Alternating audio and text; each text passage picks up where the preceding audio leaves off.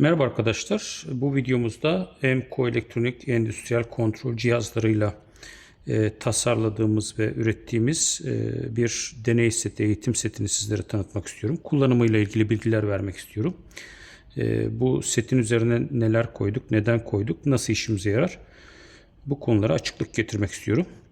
Öncelikle biliyorsunuz Emco elektronik Bursa tesislerinde PLC'ler, operatör panelleri, I/O modülleri ve diğer kontrol cihazlarını üretiyor. Aynı zamanda bunların eğitimlerini veren bir eğitim birimi mevcut. Hem bu eğitim biriminde kullanılmak üzere hem de diğer okullarımızda, üniversitelerimizde, meslek liselerimizde kullanılmak üzere tasarlamış olduğumuz bir deney seti var. Bu deney seti sadece öğrenmek amacıyla değil, aynı zamanda proje geliştiren arkadaşlarımızın da işine yarayacak bir deney seti olarak düşündük. Şöyle ki 3 bölümden oluşuyor. Birinci bölümde rayımız mevcut ve bu ray üzerine CPU'larımızı ve I/O'larımızı yerleştirebileceğimiz kısım.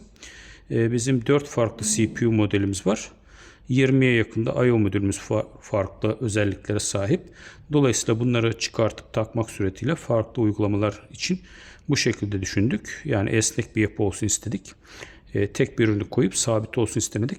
İstediğimiz zaman raya monte ediyoruz veya rayla çıkartabiliyoruz. Bu şekilde düşürüyoruz. Şöyle takıyoruz. Şimdi ürünlerimizin özelliği biliyorsunuz hem PLC'nin yanında kullanılabiliyor genişleme modülü olarak. İstersek de uzak I/O olarak da kullanılabiliyor. Dolayısıyla bu denemeleri ve uygulamaları yapmak için de kullanışlı bir set oldu. Alt tarafında gerekli besleme bağlantıların soketlerini de koyduk. Dolayısıyla tek başına I/O olarak kullanılacaksa yine beslemesini altından vermek suretiyle rahatlıkla hiç müdahale etmeden çalışmalarımızı yapmak mümkün. Üzerinde bulunan dijital girişleri, dijital çıkışları set üzerinde taşıdık. Biraz sonra göstereceğim. Analog girişleri de ve çıkışları da yine set üzerinde taşıdık. Bunun haricinde bir adet operatör panel kısmı mevcut. Operatör panellerimiz biliyorsunuz hem HMI hem de soft PLC olarak çalışabiliyor. Bunun da fiziksel giriş çıkışlarını üzerine taşıdık. Aynı zamanda analog giriş çıkışlı olan türleri de mevcut biliyorsunuz. Ayrıca panelin arkasında bulunan portları da üzerine taşıdık. Ethernet portu, USB host, USB slave'i taşıdık. Üzerinde bulunan 485, RS485 portlarını ve RS232 portlarını da yine buraya taşımış olduk. Dolayısıyla setin içerisine müdahale etmeden, cihazlara arka tarafına müdahale etmeden her tür uygulamayı yapmak için buraya komponentleri yerleştirdik. 2 adet açma kapama butonumuz mevcut. Bu butonlar istersek PLC'ye veya panel tarafına enerjiyi verip kesmemizi sağlıyor. Onun dışında PLC tarafı için 4 adet fiziksel girişi taşıdık. Bu 4 adet fiziksel giriş bizim için yeterli uygulamalar yapmak için.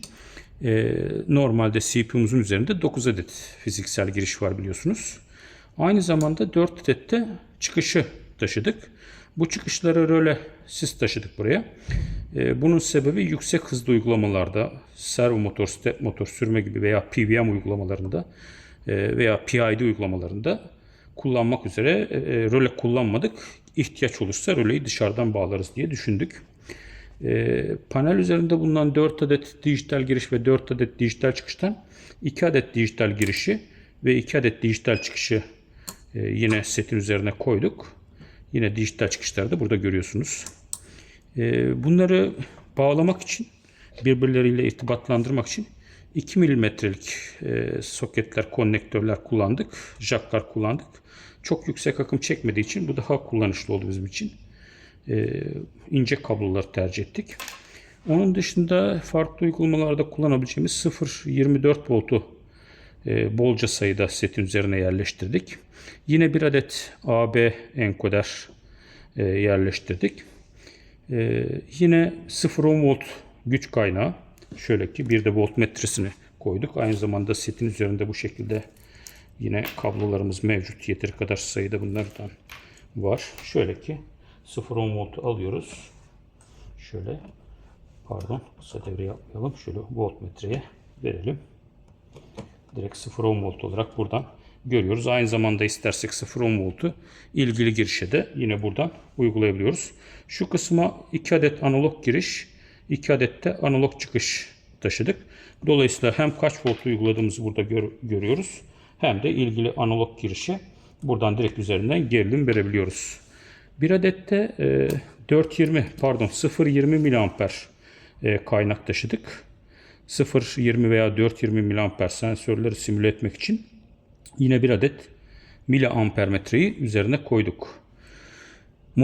Analog modülün üzerinden sadece 2 tane analog girişi buraya taşıdık. Diğer analog girişlere çok farklı sensörlerimiz var biliyorsunuz. Bu sensörleri direkt üzerine bağlamak suretiyle direkt üzerinden sıcaklık ölçme, nem ölçme, basınç ölçme gibi uygulamaları o şekilde yaparız diye düşündük. Oldukça kullanışlı bir set oldu. Umarım sizlerin de işine yarar. Ayrıca açıklamadığım şurada 2 adet PID yazan hem lamba hem de çıkış var görüyorsunuz. Bunlarda bizim PID modüllerimiz var.